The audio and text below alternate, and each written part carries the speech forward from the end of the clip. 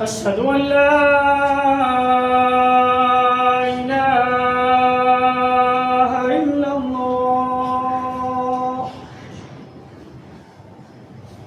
أشهد أن محمدًا رسول الله.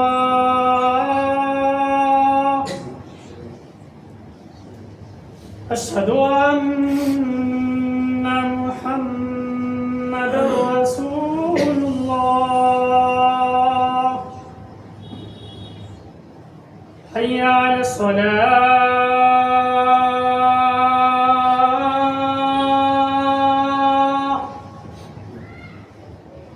حي على الصلاة.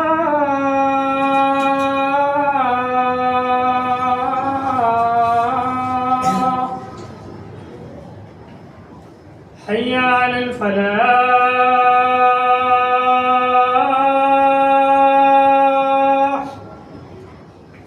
حي على الفلاح.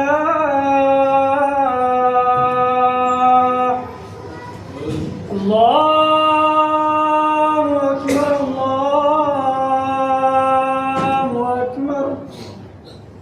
لا إله إلا الله.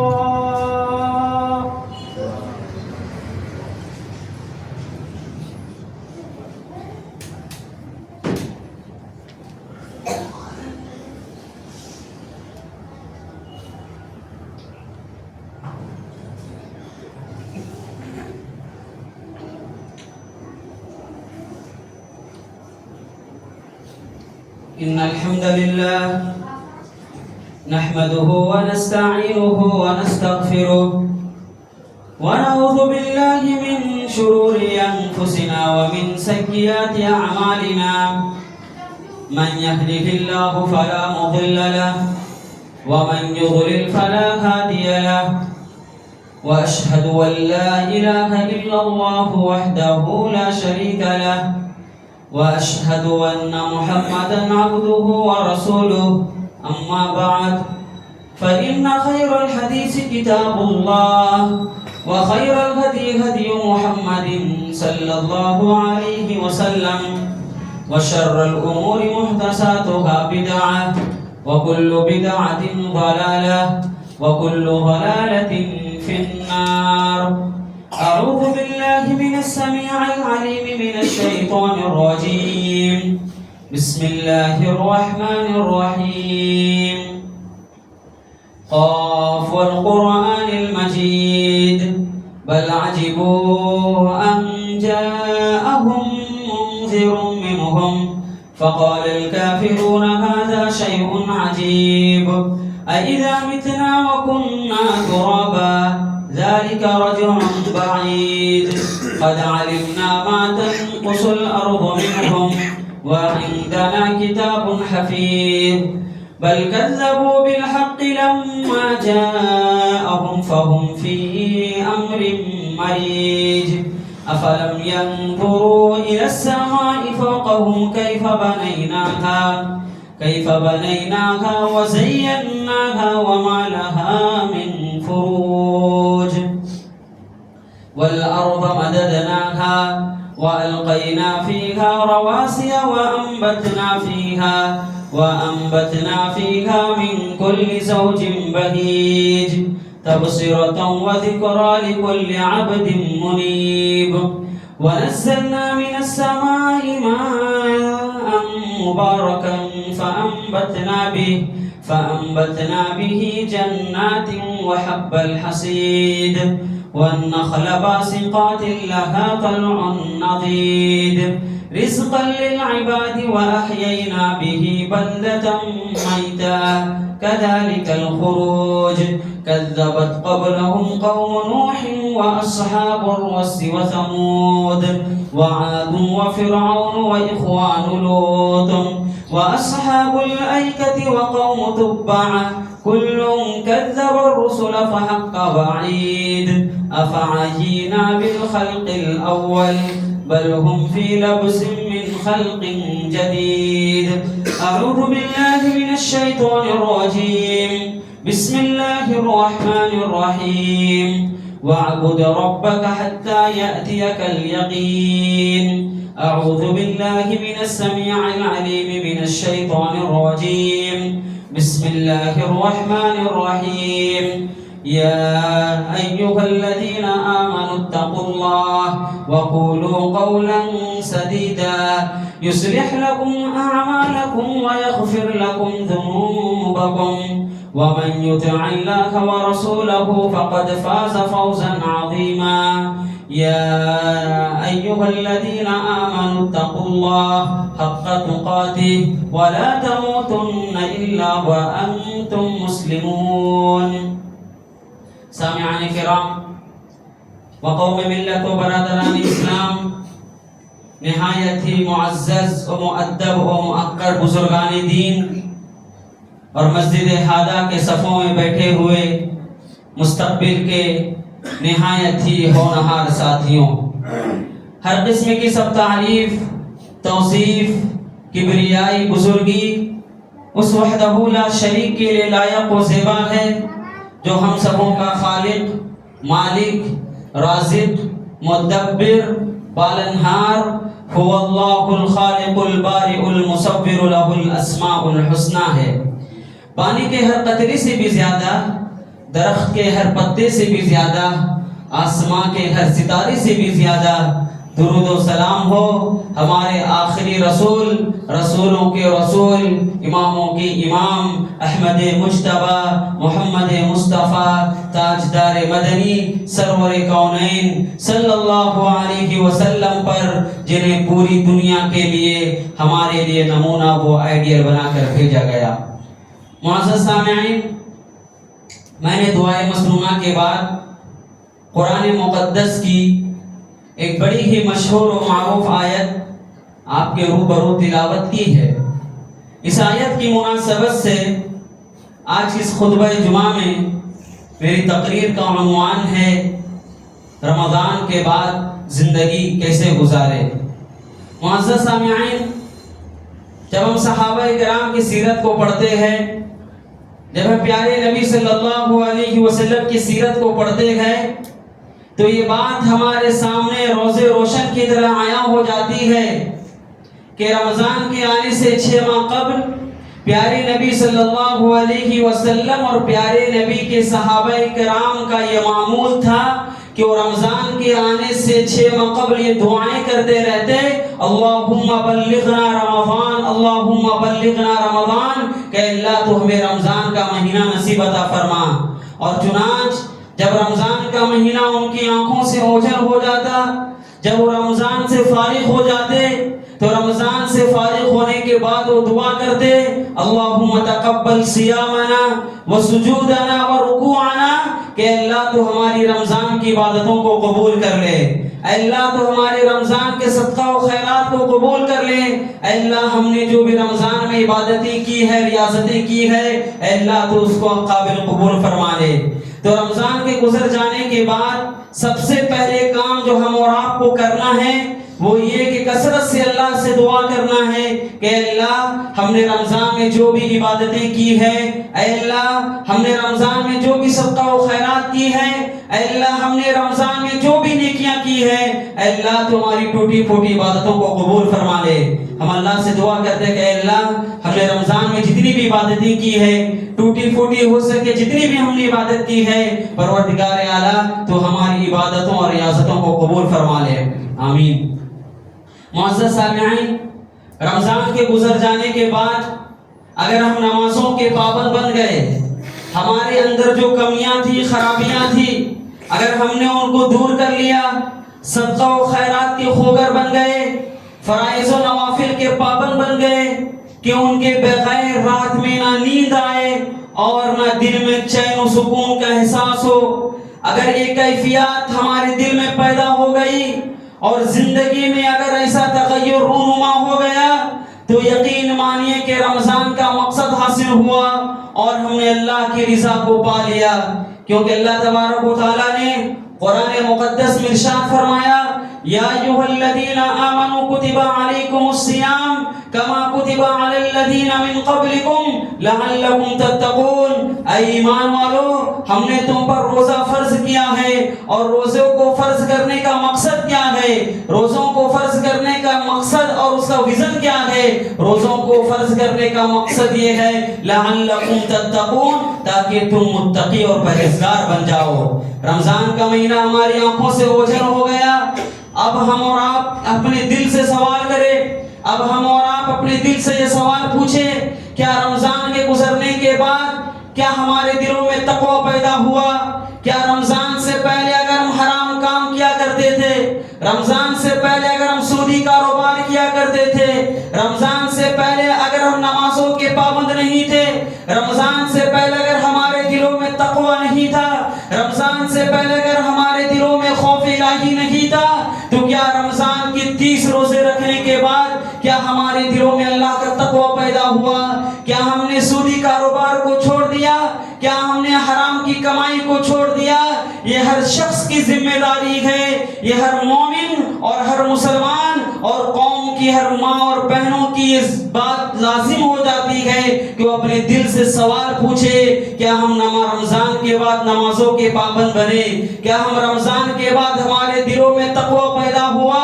کیا رمضان کے بعد ہمارے دلوں میں خدا کا خوف پیدا ہوا؟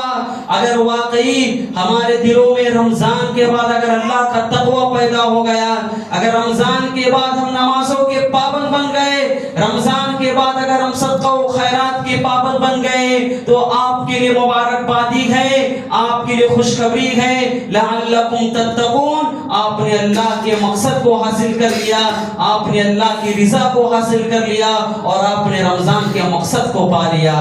معزز سامعین، آج کس کے خطبہ جمعہ میں ہم اور آپ یہ جاننے کی کوشش کریں گے کہ رمضان کے بعد ہم اور آپ کو کون کون سے کام کرنا چاہیے۔ سب سے پہلا کام جو ہم اور آپ کو رمضان کے بعد کرنا ہے وہ یہ کہ ہمیں شوال کے 6 روزے رکھنا ہے، ہمیں شوال کے 6 روزے رکھنا ہے۔ اگر اللہ نے ہمارے جسم میں طاقت دی ہے، اگر اللہ نے ہمارے گوشت و پوشت کو مضبوط بنایا ہے، اگر اللہ نے ہمیں طاقت سے نوازا ہے، تو ایک مومن کی یہ طلب ہونی چاہیے، ایک مومن کی یہ جستجو ہونی چاہیے، ایک مومن کی یہ خواہش ہونی چاہیے کہ وہ شوال کے 6 روزے رکھے۔ پیارے نبی صلی اللہ علیہ وسلم نے ارشاد فرمایا، بڑی مشہور حدیث ہے، من صام رمضان وست من شوال فقد صام السنہ، کہ جس نے رمضان کے 30 روزے رکھے اور 30 روزوں کے گزر جانے کے بعد اگر کسی نے شوال کے 6 روزے رکھے تو اللہ کے نبی نے خوشخبری سنائی، اللہ کے نبی نے یہ بشارت سنائی، فقد صام السنہ، گویا اس نے پورے سال بھر روزہ رکھا۔ تو دیکھیے کتنی بشارت کی بات ہے، کتنی خوشخبری کی بات ہے۔ تو رمضان کے گزرنے کے بعد سب سے پہلے کام جو ہم اور آپ کو کرنا ہے وہ یہ کہ ہمیں شوال کے 6 روزے رکھنا ہے۔ اس کے بعد رمضان کے گزرنے کے بعد دوسرا کام جو ہم اور آپ کو کرنا ہے وہ یہ، رمضان رخصت ہوا، رمضان ہماری آنکھوں سے اوجھل ہوا، رمضان سے ہم اور آپ فارغ ہو گئے، مگر یاد رکھیے رمضان سے فارغ ہونے کا مطلب عبادت سے فارغ ہونا نہیں ہے، رمضان سے فراغت کا مطلب بندگی سے فراغت نہیں ہے۔ اللہ کے نبی علیہ الصلوۃ والسلام کو اللہ تبارک و تعالی نے یہ حکم دیا، وَاعْبُدْ رَبَّكَ حَتَّى يَأْتِيَكَ الْيَقِينُ، کہ اے نبی اب موت کے آنے تک اللہ کی عبادت کرتے رہیے، موت کے آنے تک اپنے رب کے آگے سجدہ و قیام کرتے رہیے۔ اس منظر کو یاد کیجئے جب اللہ کے نبی صلی اللہ علیہ وسلم اس دنیا سے کوچ کر گئے، حضرت ابو بکر صدیق رضی اللہ عنہ منبر رسول پر کھڑے ہو کر یہ تقریر کرتے ہیں، وما محمد الا رسول قد خلت من قبله الرسل افإن مات او قتل انقلبتم على اعقابكم۔ اے مدینہ کے مسلمانوں سنو، یقینا اللہ کے نبی صلی اللہ علیہ وسلم ہمارے درمیان سے رخصت ہو چکے گئے، یقینا اللہ کے نبی اب اس دنیا سے کوچ کر گئے ہیں، مگر یاد رکھو ومن کان یعبد اللہ، جو اللہ کی عبادت کرتا ہے، جو اللہ کی عبادت کرتا ہے، فإن اللہ حی لا یموت، یقینا اللہ تبارک و تعالی زندہ ہے، اسے موت نہیں آتی۔ ابو بکر رضی اللہ عنہ کی اس خطاب کا مطلب کیا تھا؟ ابو بکر رضی اللہ عنہ کی اس تقریر کا لب لباب کیا تھا؟ ابو بکر رضی اللہ عنہ کی اس تقریر کا خلاصہ کیا تھا؟ کہ آپ صلی اللہ علیہ وسلم کی وفات سے دین ختم نہیں ہوگا، آپ کے چلے جانے سے دین نہیں چلا جائے گا، آپ آئے چلے گئے دین باقی رہے گا اور قیامت کی صبح تک باقی رہے گا۔ ویسے ہی بھائیوں رمضان آتا رہے گا، قیامت کی صبح تک رمضان آتا رہے گا، جاتا رہے گا، مگر یاد رکھو رمضان کے جانے کا مطلب یہ نہیں کہ ہماری عبادت سے چھٹی ہو گئی، رمضان کے گزر جانے کا مطلب یہ نہیں کہ ہماری نمازوں سے چھٹی ہو گئی، رمضان کے گزر جانے کا مطلب یہ نہیں کہ اعمال سے ہماری چھٹی ہو گئی، رمضان کے گزر جانے کا مطلب یہ نہیں کہ ہم مسجدوں کو بالکل ویران چھوڑ دیں۔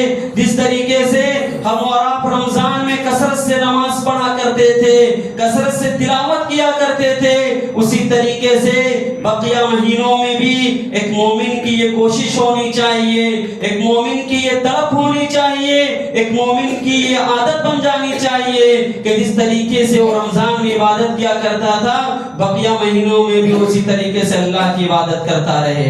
حضرات اسی طریقے سے رمضان کے گزر جانے کے بعد تیسرا جو اہم کام ہم اور آپ کو کرنا ہے وہ یہ کہ ہمیں کثرت سے توبہ و استغفار کرنا ہے، کثرت سے ہمیں اللہ کا تقوی اختیار کرنا ہے۔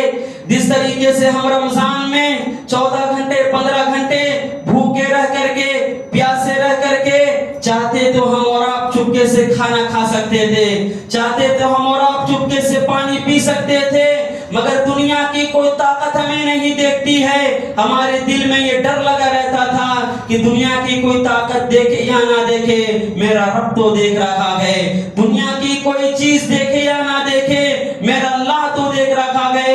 اسی طریقے سے جب ہم کوئی گناہ کی طرف اپنے قدم کو آگے بڑھائے، جب ہم کوئی گناہ کی طرف اپنے قدم کو آگے بڑھائے تو ہمارے دل میں یہ وسوسہ آنا چاہیے، ہمارے دل میں یہ خیال آنا چاہیے کہ دنیا کی کوئی طاقت دیکھے یا نہ دیکھے سپر پاور طاقت تو ہمیں دیکھ رہا ہے، دنیا کی کوئی چیز ہمیں دیکھے یا نہ دیکھے مگر اس کائنات کو بنانے والی ذات ہمیں دیکھ رہی ہے۔ تو رمضان کے اندر جس طریقے سے ہمارے دلوں میں اللہ کا ڈر تھا، اللہ کا خوف تھا، اللہ کا تقوی تھا، ٹھیک اسی طریقے سے رمضان کے گزر جانے کے بعد بھی ہمیں کثرت سے توبہ و استغفار کرنا ہے۔ اللہ اکبر۔ پیارے نبی صلی اللہ علیہ وسلم کا کیا معمول ہوا کرتا تھا؟ بخاری مسلم کی حدیث ہے، عبداللہ بن عمر رضی اللہ عنہ کہتے ہیں کہ اللہ کے نبی صلی اللہ علیہ وسلم ایک ایک مجلس میں بیٹھ کر 100 مرتبہ استغفار کیا کرتے تھے، ایک ایک مجلس میں بیٹھ کر سبحان اللہ والحمدللہ ولا الہ الا اللہ واللہ اکبر استغفر اللہ 100 مرتبہ ورد کیا کرتے تھے۔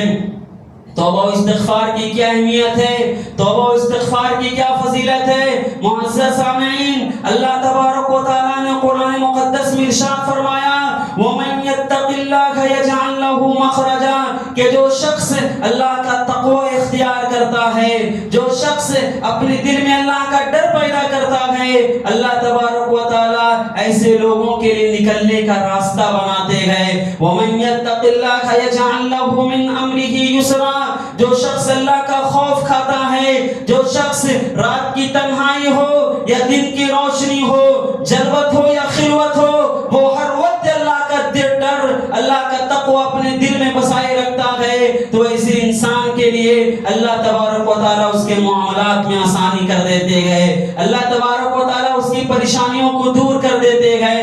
آج دیکھیے بہت سارے لوگ ایسے ہیں جن کی زندگیاں الجھنوں میں پڑی ہوئی ہے، آج بہت سارے گھرانے ایسے ہیں جن کی زندگیاں الجھنوں میں پڑی ہوئی ہے۔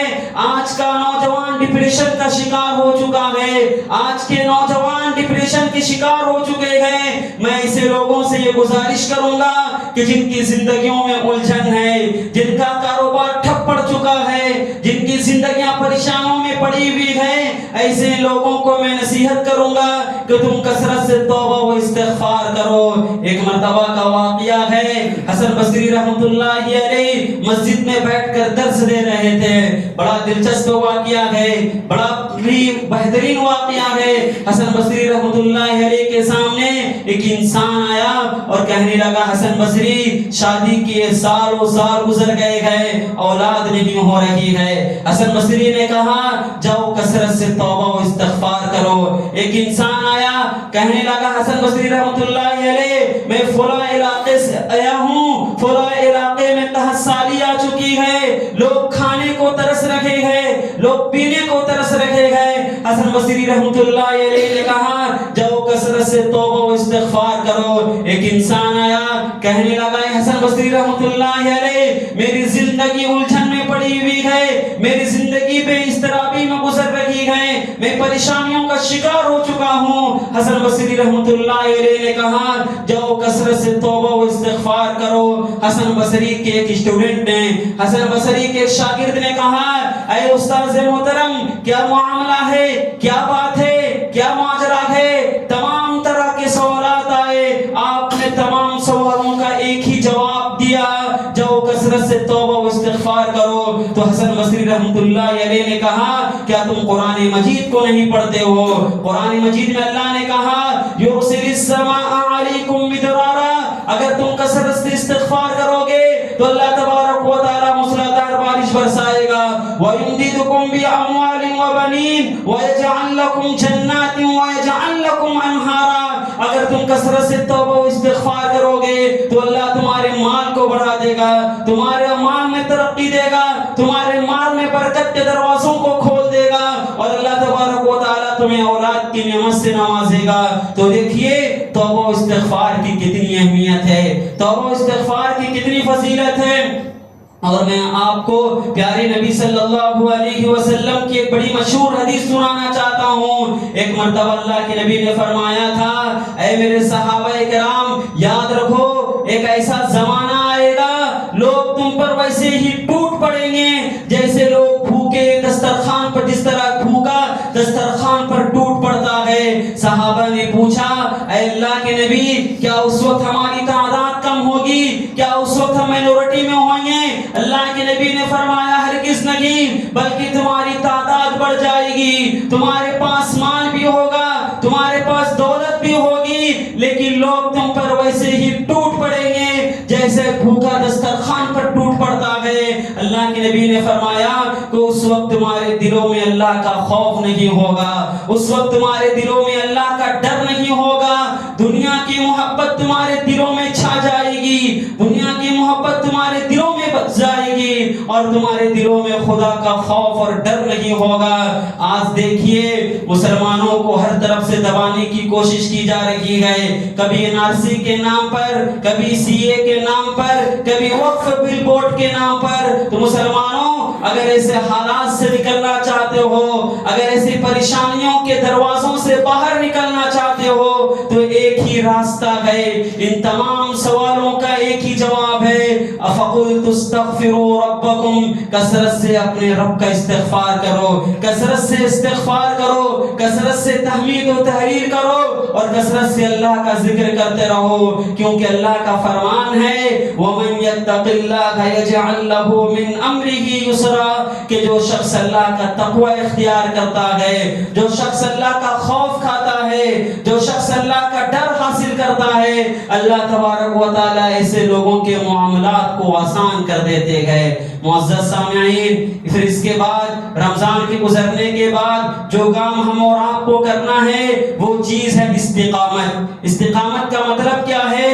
استقامت کا مطلب یہ ہے کہ جس طریقے سے ہم رمضان میں نمازوں کا اہتمام کرتے تھے، جس طریقے سے ہم رمضان میں صدقہ و خیرات کیا کرتے تھے، جس طریقے سے ہم رمضان میں قرآن کی تلاوت کیا کرتے تھے، جس طریقے سے ہم رمضان میں جھوٹ سے بچے رہتے تھے، غیبت سے بچے رہتے تھے، ٹھیک بقیہ مہینوں میں بھی اسی طریقے سے استقامت حاصل کرے۔ سفیان بن عبداللہ رضی اللہ عنہ کا واقعہ ہے، انہوں نے اللہ کے نبی کے پاس آیا اور کہنے لگے اے اللہ کے نبی صلی اللہ علیہ وسلم کوئی ایسا کام مجھ کو بتلا دیجئے کہ میں اس کے بعد آپ سے کوئی سوال نہ پوچھوں اور نہ مجھے آپ سے کوئی سوال پوچھنے کی ضرورت پڑے۔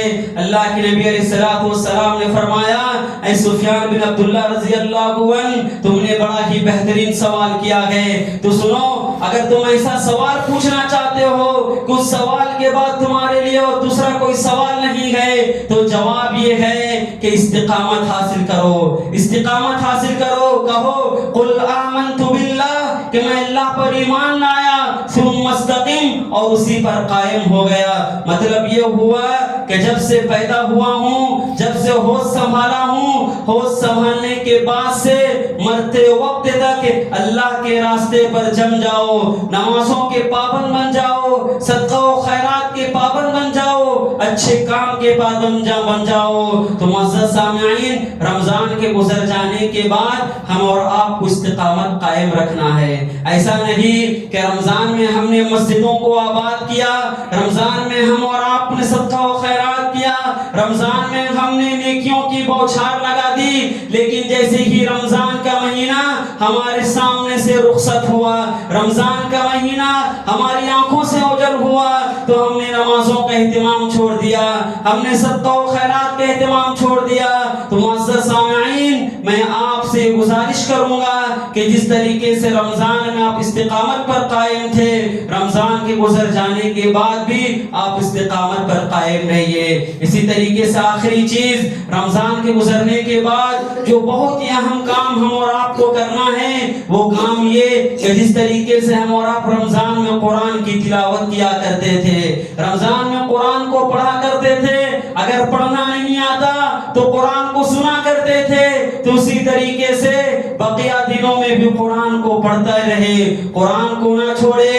قرآن یہ دنیا کی سب سے مقدس کتاب ہے۔ جب آپ تاریخ کو پڑھیں گے، حضرت عمر بن خطاب رضی اللہ عنہ کا ایک جملہ بڑا ہی مشہور ہے۔